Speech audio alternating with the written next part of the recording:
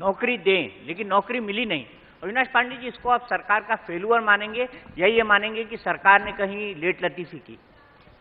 निश्चित रूप से आज अगर हम देखें तो इस सरकार ने पिछले चुनाव के दौरान जो भी लोगों से वादे किए, चाहे उनके वचन पत्र में किए हों, मैनिफेस्टो में किए हों, या जगह जगह पूरे प्रदेश में घूमकर प्रदेश की युवा पीढ़ी को एक आशा और उम्मीद बंधाई, एक आशा दी कि वो आने वाले समय में अगर उनकी सरकार आती है तो 15 लाख नौकरियां वो उपलब्ध कराएंगे। लेकिन अगर आप देखें तो पिछले 5 साल अब पूरे हो रहे हैं और पूरे प्रदेश के अंदर में नई नौकरियां उपलब्ध तो दूर की बात है, लेकिन जिस प्रकार से बेरोजगारी के साथ साथ जो निर्णय केंद्र सरकार और राज्य सरकार की द्वारा लिए गए, चाहे वो डिमोनेटाइजेशन का हो, चाहे हमारे जीएसटी संबंधित हो, तो रोजगार जो है, स्वयं रोजगार की भी जो अपॉर्चुनिटीज थी, जो मौके थे, जो अवसर थे, वो भी और कम हो गए।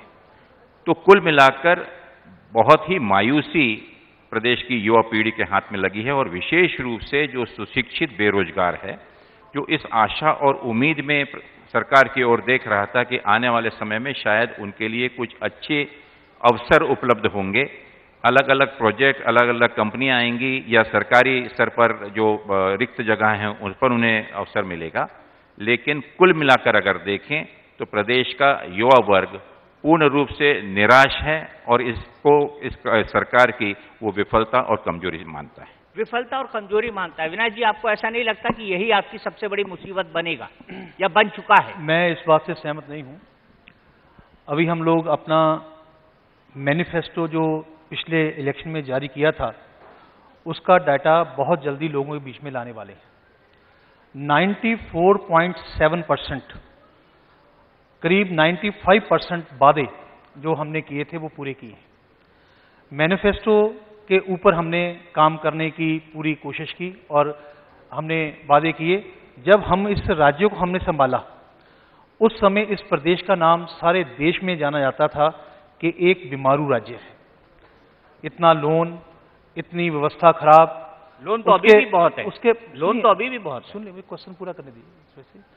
उसके बाद जिस ढंग से इस प्रदेश ने एक विकास की गति पकड़ी है, आज कई जगह पर, कई सेक्टर में ये प्रदेश 1 नंबर पे आया है और इस प्रदेश से कई प्रदेशों ने अपनी कंसल्टेंसी कि हमें आप कंसल्टेंसी दीजिए कि आप इस प्रदेश को आगे कैसे लेके गए हैं। तो इसलिए मैं पूरे मान के साथ, गर्व के साथ कह सकता हूं कि जितने वादे हमने पिछली बार किए, 94.7% वादों को हमने पूरा किया है। 94.7% वादे पूरे हुए। अविनाश जी, मैं थोड़ा डाटा आप भी गिना दीजिए।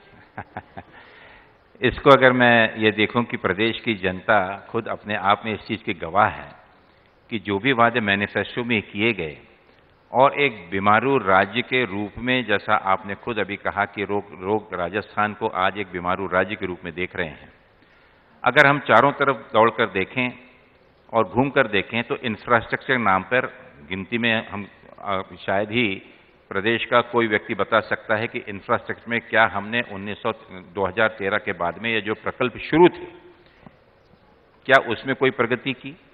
जो रेल परियोजनाएं जिनको उस समय में मंजूरी केंद्र सरकार द्वारा दी गई थी, बाड़मेर से भरतपुर तक की या अन्य क्षेत्रों की, उन रेल योजनाओं के ऊपर में भी काम अभी तक के शुरुआत तो छोड़ दीजिए, ठप पड़ा हुआ है।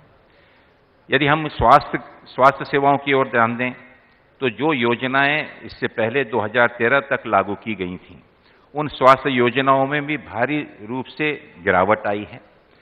जिस सेवा योजनाओं को और जिस मेडिकल ट्रीटमेंट के लिए, गरीबों की उपचार के लिए जो आज प्रदेश जाना जाता था, जहां पर मुफ्त दवाइयां ही नहीं, इलाज नहीं, उनका चेकअप से लेकर जन्म से लेकर मृत्यु तक। लेकिन मैं यहाँ राइटर लगाऊंगा, भामाशाह जैसी योजना है जिससे 3 लाख परिवारों को फायदा हुआ है और 3 लाख तक का बीमा कवर दिया जा रहा है उसमें। इसमें मैं डिस्प्यूट नहीं कर सकते। इस विषय को मैं चाहूंगा कि अलग से हम इसके ऊपर में निश्चित रूप से चर्चा करें कि भामाशाह योजना के अंतर्गत जो बेनिफिट, जो फायदे लोगों को दिए जा रहे हैं, उससे पहले भी 2013 में भी ये योजना शुरू थी।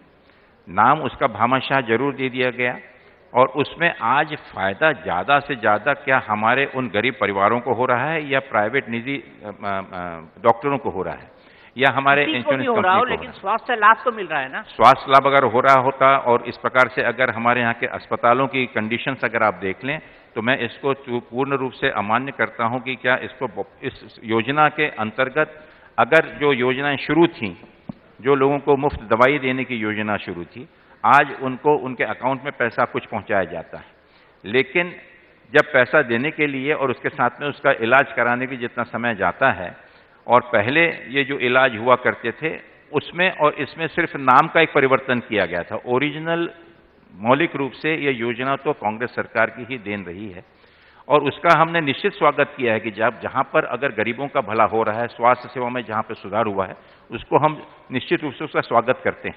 लेकिन उसके कारण जो अड़चनें आ रही हैं, और स्वास्थ्य सेवा ही नहीं, अगर आप देखें कि विकास किस क्षेत्र में मिला है, शिक्षा का क्षेत्र देख लीजिए जहां पर करीबन 17,000 पाठशालाओं को क्षेत्र में तो मानेंगे ना काम हुआ है, स्वास्थ्य में तो काम हुआ है। मैंने देखिए उसमें भी मैंने लोगों की जो भावना है वो मैं आपके सामने व्यक्त किया। आप मानते हैं लोगों की भावना ये है अविनाश जी? शायद अविनाश जी नीचे तक नहीं जा पाए होंगे। हमने इस बात को पब्लिकली जब यहां पर अमित शाह अपने प्रधानमंत्री मोदी जी आए थे 7 जुलाई को, उस समय सिर्फ और सिर्फ लाभार्थियों का एक सम्मेलन किया था और उन लाभ लेने वाले लोगों को स्टेज के ऊपर पेश किया था कि कैसे मुझे लाभ मिला। फिर गौरव यात्रा हुई, उसमें हमारी मुख्यमंत्री ने भामाशाह या वन्य योजनाओं के जो लाभार्थी थे उनको लोगों में से उठाकर पूछा कि आपको क्या लाभ हुआ, क्या कोई मुश्किल आई, खाना, दवाइयां और अपना इलाज का पैसा सारा सरकार ने भामाशाह योजना के तहत दिया। मुझे खुशी है कि ये क्लेम कर रहे हैं कि भामाशाह योजना एक है, लेकिन मैं इनको याद दिलाना चाहता हूं, जब लोकसभा के बाई इलेक्शन हो रहे थे तो आपके ही प्रत्याशी ने कहा था कि मैं भामाशाह कार्ड को पाड़ के फेंक दूंगा। तो इसका मतलब कांग्रेस को उस योजना के बारे में या तो पूरी जानकारी नहीं है या लोगों से अभी तक संपर्क नहीं हुआ। अगर इस गलतफहमी में है कि भामाशाह योजना का फायदा नहीं हुआ तो आने वाले चुनाव में लोग बता देंगे कि भामाशाह योजना का फायदा क्या हुआ है। दूसरी बात हॉस्पिटल की कही है, मैं एक कंपैरेटिव स्टडी अगर दूं, 50 साल बनाम 5 साल, 7 मेडिकल कॉलेज हमारी सरकार ने खोले हैं और हर गांव में हमने अपना एक पंचायत में अपना स्कूल को अपग्रेड किया है। अपग्रेड नहीं किया बल्कि वहां पर टीचर भी प्रोवाइड किए हैं। इतना नहीं, अगर आप कंपैरिजन करेंगे तो जो ड्रॉप आउट था लड़कियों का वो कम हुआ है। जो अपना एजुकेशन क्षेत्र में हमारे रिजल्ट हैं वो अच्छे हुए हैं और एक जानकारी के मुताबिक इस बार जो प्राइवेट स्कूलों में एडमिशन थी उससे ज्यादा एडमिशन गवर्नमेंट के स्कूलों में हुई है। इसका मतलब एजुकेशन के क्षेत्र में सरकार ने बहुत बड़ा काम किया है, हेल्थ के क्षेत्र में सरकार ने बहुत बड़ा काम किया है।